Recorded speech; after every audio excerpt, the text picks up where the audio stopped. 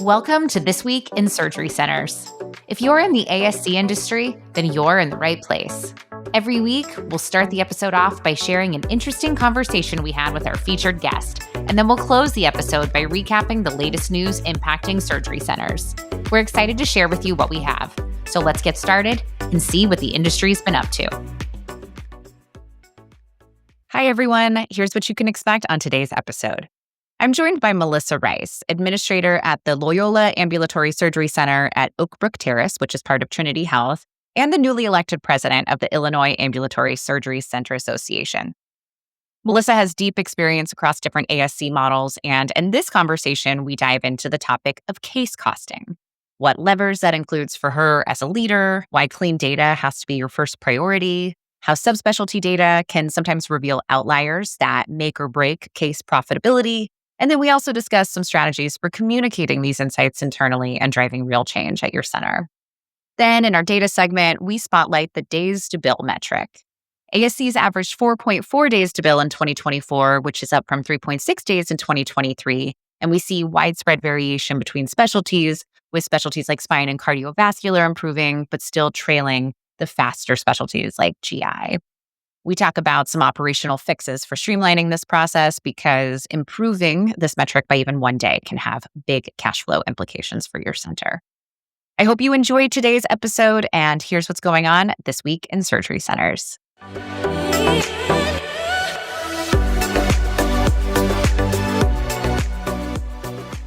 Well, hello, Melissa. Thank you so much for joining us. I'm thrilled to have you on today to talk about case costing. But before we jump into things, I would love to start with just a quick intro from you. Tell us about what you've been up to.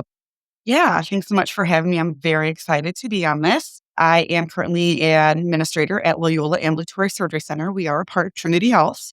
I've been here for a year, and it has been absolutely amazing. Working for a faith-based healthcare system has definitely changed my perspective on leadership and the way we really outreach our community.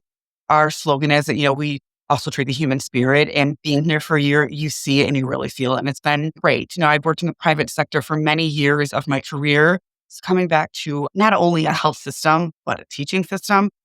It's a little unnerving, but it's been phenomenal. And then I am a part of the Illinois Ambulatory Surgery Center Association. I've been a board member for 2 years, and just last month, my esteemed peers nominated and elected me to be the president. So very excited for that, and to get more and more ASCs in Illinois part of the association, really get out there and champion for surgery centers. That's fantastic. And congratulations on your new role as president. That's super exciting. I'm super thrilled to have the opportunity to kind of pick your brain a little bit about what it means to be data-driven and to use that data to make better decisions for your center. So case costing, let's start there. When we talk about case costing, what do you include in that? What does that mean for you as a leader?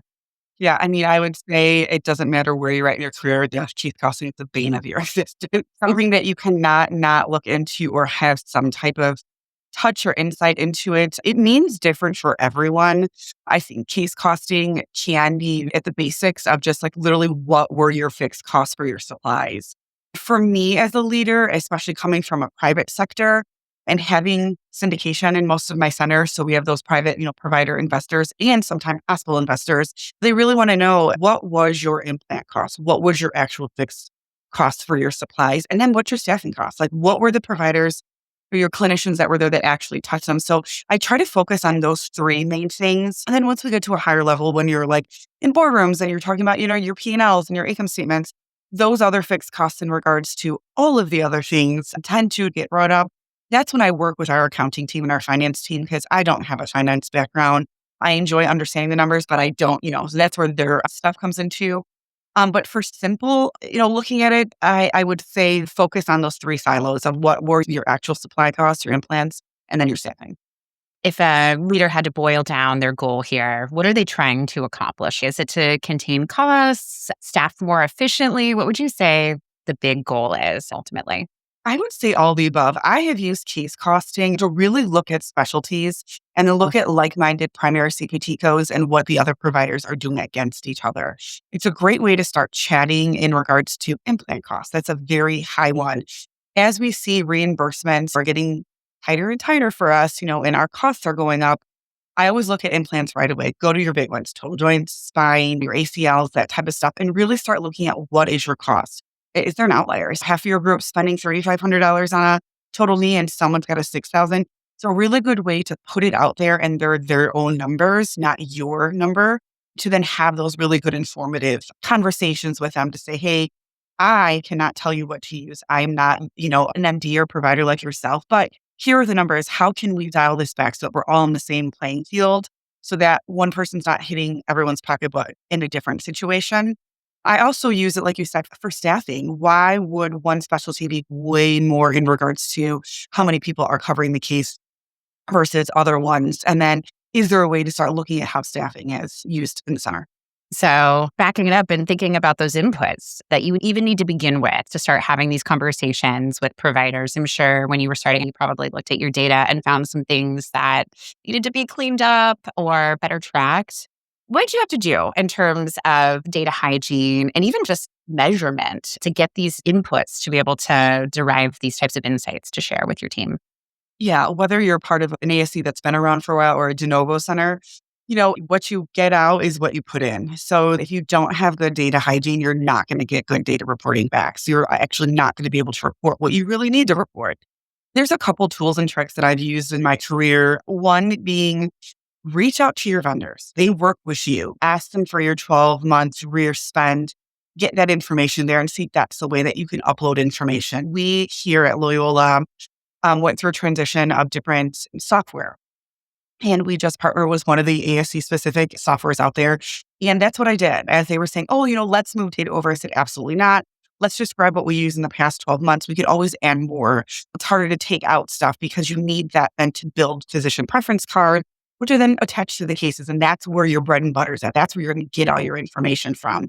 So, I always say, pull your information, start looking at stuff, do comparative, from an invoice to what's actually in your operating system. You're going to be probably surprised that there is definitely not communication unless you are using an ASC specific software that is talking to both ends of it. Some of us don't have that luxury. I personally don't. So I do have to do a lot more scrubbing and I do it quarterly just because let's be real, we all have other things to do than be looking at invoices. So I do take some time to look at that. But like you said, if you don't have good data, you're not going to get good reporting back. That's a great point. Going to your vendors and figuring out how can I get this data? How can I take it out, use it somewhere else potentially? That's good advice for sure. And then for someone who's getting through that process, so they've implemented an EHR, they're starting to bring in software. What advice do you have for them from a change management perspective? How do you go from, or how have you gone from doing things maybe more manually to more automated and bringing in tools and systems? What does that look like for you? We use a third-party integration that is very hospital-based, meaning that it's way bigger bulk ordering is what they do. So when they took on our ASC and they also have an ASC at the hospital, HOPD, they are having a hard time trying to map how to associate our orders with how they do stuff because ours are at a smaller scale. I'm not ordering pallets of gowns and gloves to procure out Right. to, areas of the hospital. So it was a very interesting process to get their data versus what our actual vendors were able to, the Henry Shines, the Owens and Miners, and the Kessons, the Cardinal Health, those type of people. They have ASC divisions that'll really help you market that. So if you're even a new de novo center, sit down and talk to them. They have, in a sense, a preference card or even like an upload system that they could start you off with that have like your basic gowns, your basic gloves, those type of things to get you started. I would say your reps and your companies that you're doing business with, they are your partner. Sure, they work for you in a sense as you're procuring their stuff, but they really do want to partner with you to make things better. I have meetings with our main supplier every other week. We talk about back orders and data, and they're giving me real-time information, pricing changes that I might not catch on an invoice from a month ago. So partner with who you're going to work with because down the road, it's going to just make everything so much easier. Yeah, for sure. That's great advice. Thinking about case costing in action, do you have a concrete example or a story of a time when you've actually changed something on the floor or made a decision based on case costing data once you finally had that insight? Yeah, we sat down as a group and just started looking at everything by subspecialties. It was a little bit easier than having this huge broad spectrum of all the different specialties mumble jumbled together. I took my trauma, sports med, kept them separate, did hand and elbow separate, and then did foot ankle, total joint, pain, spine, ENT, they're their own specialty, but it's like in the ortho world, you kind of have to like separate them out by what they actually do. During that, we did find out that some of our construct pricing that we had specifically for Loyola itself had expired. We were then now off just out into the la la land of the market of the Wild West, as I like to call it. So they were all over the place in regards to what they were charging us per our total joints in our spine. So it was a great way to like open the eyes of being like, we really need to be more consistent of working with our vendors to talk about, do we have specialized contract pricing? Are we using something from, a whole healthcare system? So for me at my center, we had construct pricing for our total joints. So it was just for me at our acronym is LASCO at LASCO versus what the main campus used. And unfortunately that lapsed just due to it just happened. So we ended up being able to go back, show them our numbers and be like, we would like to go back as much as we can close to these numbers. But then I was also able to then take it a step further and bring it to the board for LASCO and also for the board for Loyola and show them from a payer contracting perspective of like where we were at. Because sure, we're all part of the Loyola system as well as the Trinity system, but we still do all have our own payer contracts. So I was able to sit down with the providers themselves and just say, hey, listen, here's where we're at. Here is the scale of where you guys are all at. Well, do you think that we could come to a communal agreement that like we would like to use these types of products and then I'd be able to like try to get some type of tiered pricing or something else, here's where our knees are, here's where our uni knees are, here's where our hips are, those type of situations. And there's a bunch of meetings, but it all came together so beautifully, which I was so happy about. And we were able to then drive down our costs as our center, but then also be able to still provide the same patient care. So we didn't have to change the physician's wants of what they wanted to do for their vendor management. So it was really great. Oh, that is awesome. And that actually leads me into another question that I have for you in terms of communicating these types of findings and data back to the relevant stakeholders.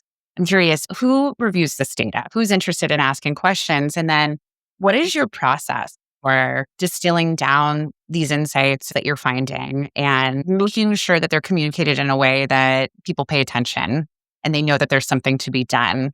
Tell me a little bit about that.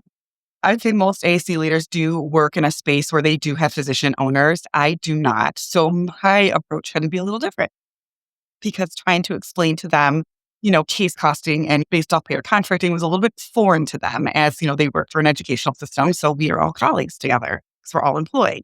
So I did have to think long and hard about my approach because like you said, communicating it the correct way is more effective than just giving information and not explaining the why, because then it's going to either fall on deaf ears or then cause a little bit of disruption and what your whole morale is type of stuff. So for me personally, it was interesting because I was able to sit down, look at the numbers because the numbers don't lie. Their numbers, they're their information.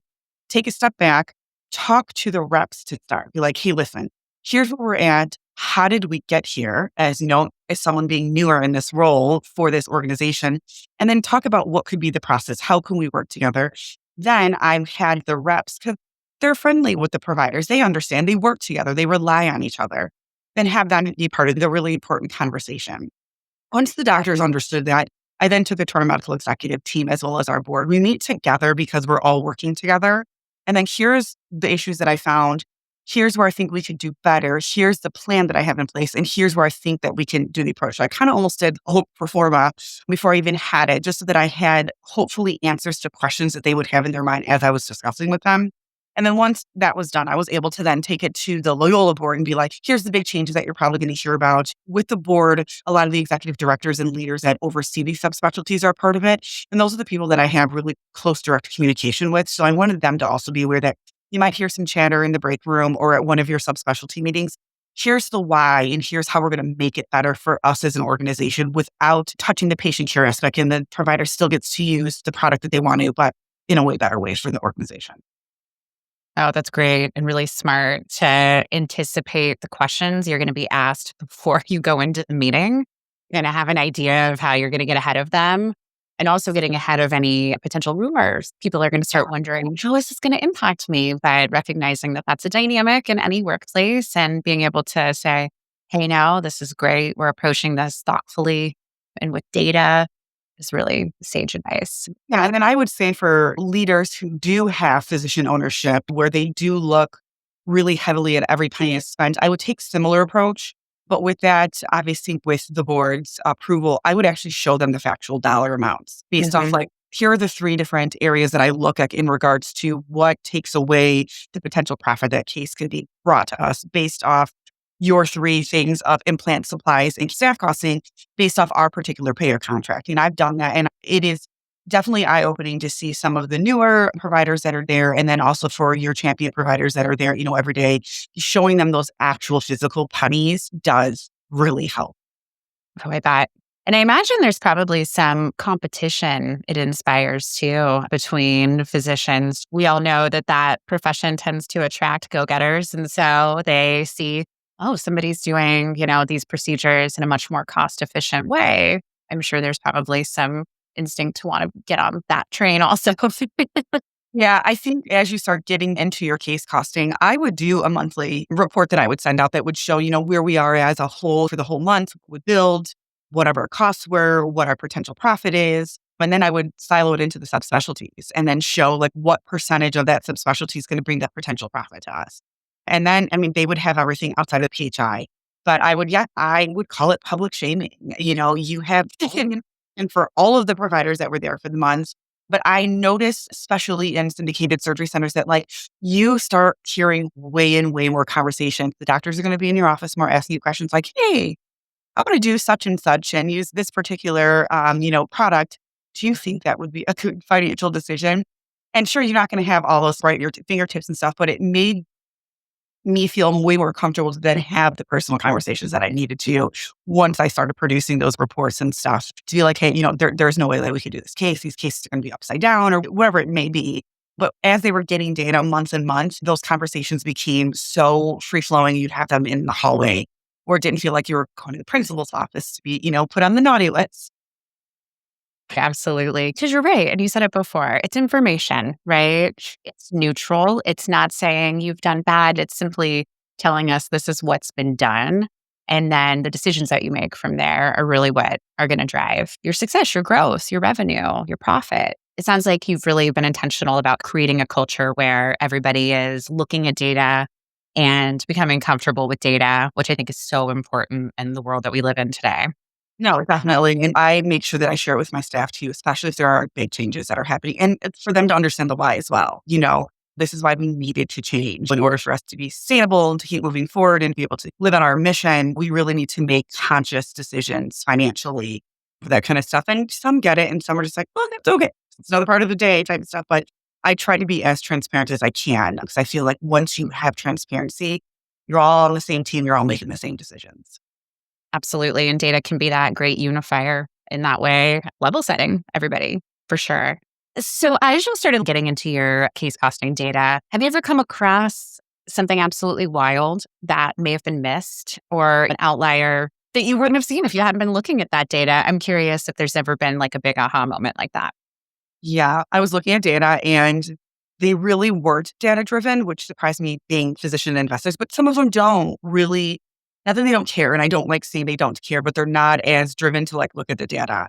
I had in our total joint role, I had some providers that they were all using the same company and similar items. And majority of them were in a particular range. We had one outlier that his implant costs were $8,000 per case. When I was able to like silo and put this information together, again, it was because it was bad information put into the system that didn't have all of the costs attached to them. So when we were pulling the reports, I was like, this doesn't make sense to me. And then you like go down the rabbit hole, like going into the item master, doing that kind of stuff. And then finally, I just reached out to the rep and I was like, I call them rep sheets, day of sheets, case coverage sheets. We all call them something different. I was like, can you provide those for me for the past 6 months if you got them? And it was nice enough I got them back. And I was like, wow. Okay. Well, this one particular provider did a bunch of cases and just kind of took that entire subspecialty and just tanked it for the month in regards to potential profits. I was shocked that nowhere caught that because the dollar amount was on paper that passed through a lot of people's hands. But I just don't think they were either empowered enough to be able to feel comfortable to speak about it or really didn't understand what that dollar amount meant for the rest of the whole case costing from top to bottom. So it was an aha moment for myself, but it also was a teaching moment for the entire center. At that point, I wasn't shaming anyone. I was just like, here's why we have to look at what we spend and how can we do better for ourselves, type of stuff. So I will say when that information was brought to the board, there were a lot of what what's going on. So it was nice to like be able to have that conversation and then, have the conversation with the rep to be like, so we need to make some changes here because this is not going to work for us. And it's something that can absolutely happen if you're not looking at data, and it could be going on for who knows how long until you intervene. Looking at your data and eyeballing for those outliers at a minimum is key to containing costs for sure. I guess you could say that as much as it is an actual formula and something that you can calculate, it's also a bit of a philosophy. It's about being aware and engaged with what you're spending and caring about the details, regardless of where you sit within that surgical journey. Having surgeons that are aware and engaged on this, it just allows them to be thoughtful when they're making decisions in a way that impacts the business overall, right? Absolutely. Yeah. When I say I give the data out and what they choose to do with it is up to them, but it's there for them if they need, to retort back to it, or if they do have questions. I'd have providers I didn't hear from for months. And then they'd be like, well, I really want to sit down and talk about the last 3 months about what I personally have been spending, or do you see anything that I can do better? And that type of stuff. Sometimes it's a slow growth process for the provider to want to understand. But like you said, then it does bring out some competition. And then that's when you start seeing like, well, they're doing X amount more cases and, they're using less and less. How do I become something similar to that type of stuff? But like I said, it made me feel like the subspecialties really started banding together more and having, deeper conversations, about how they can do better and offer better services to patients. That's great. That's the goal, right? All right. Well, that brings me to our final question. And it's a question everybody gets asked, which is, what is one thing that our listeners can do this week to improve their surgery centers? Being a part of an association, being able to go to Becker's and ASCA and OR manager and, the AAA stuff and Joint Commission, network, and don't stop. Network. The more you reach out to your colleagues, the more you're not going to feel like you're on an island by yourself, because some of us do. It is a very specialized role that we take on. But I would say network, whether it is to subscribe to podcasts, because they're all amazing, including this one, or be able to go to the conferences or be a part of your state leaderships or be part of the ASCA, stuff. Networking is key. It's really going to open your doors to being able to have these really great conversations that we're having together. The way I do things might do an aha moment to someone, or me listening to one of your other podcasters and be like, oh, maybe I could take that perspective as well, and it might help me out. I just feel like networking is key right now in our space, particularly for ASCs, but just healthcare in general. So that would be my one thing I'd say to do. Fantastic. Well, thank you so much for that. And thank you again for joining me for talking case costing, sharing your experience and insights. I'm sure everybody listening has learned a lot from you, and I really appreciate you taking the time. Thank you for the invite. I look forward to working together soon.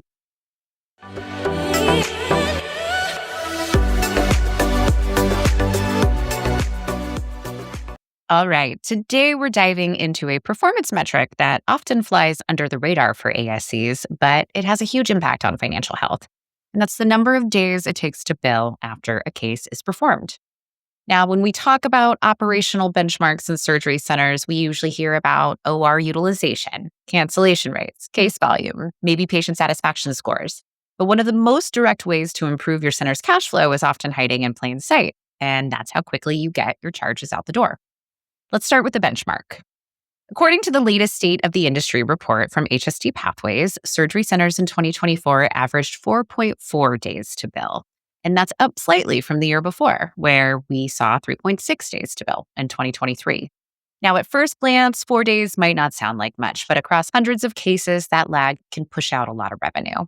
When you start looking at this data by specialty, you see some interesting trends and some real opportunities. Let's take spine procedures as one example. In 2023, spine centers took an average of 10 days to bill, and in 2024, that improved to 8 days. And while that's still double the industry average, it's a pretty meaningful improvement in a high complexity specialty. In cardiovascular, we saw a similar pattern. The average time to bill dropped from 11 days to 8, and for GI, it improved from 6 to 5. So across the board, we're seeing centers getting faster, but there's still a big spread depending on your specialty and how well your team is aligned. So why does this metric matter? There are really 3 big reasons. First, cash flow. The faster you bill, the faster you get paid, and that's money back into your center for payroll, supplies, equipment, or even expansion. Every day you wait is a day that you delay revenue that you've already earned. Second, billing delays can lead to denials or underpayments. Claims submitted late are more likely to get rejected, especially if documentation is incomplete or the coding isn't finalized. And once a claim is denied, the time it takes to appeal that claim can certainly eat into your margin as well. And third, this metric is a window into how well your internal processes are working. If your days to bill are too long, that means that your charts aren't being closed in time, coding is backlogged, or that supply and implant data isn't getting entered quickly enough. It's a canary in the coal mine for process gaps you may not have realized that you had. Now, here's a thought experiment for your ASC.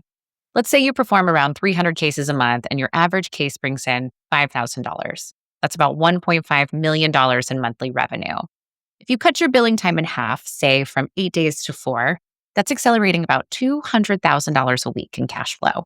That doesn't just help with liquidity. It helps with forecasting, staffing, and planning. So what can you do about it? Start with tracking the number. You can't fix what you don't measure. Measure your average days to bill, both overall and by specialty, and get clear on where your bottlenecks are. Maybe it's op notes aren't being signed quickly enough, coders are overwhelmed with volume, or there's a delay in getting implant and supply charges entered. Then align your expectations. Set realistic service goals for each step. That might mean op notes completed within 24 hours, charges entered within 48 hours, and then claims submitted within 1 business day after that. And finally, make it visible. Dashboards, reminders, task lists, whatever your team uses, put that number front and center. Celebrate improvements, set a target, because even a one-day gain here can really translate into meaningful cash. Before we wrap, I'll leave you with this. You can't control how fast a payer processes your claim, but you can control how fast you submit it. And in an industry where margins are getting tighter and patients are paying more out of pocket, speeding up your billing cycle is one of the most effective levers you have to strengthen your bottom line. And that wraps our show for this week. As always, I hope you enjoyed the episode. And if you did find today's content helpful, do us a favor and leave us a rating or a review on your favorite podcast platform to help others find our show. Thanks for taking a few minutes out of your week to spend some time with us. We really appreciate it, and we hope to see you again next time.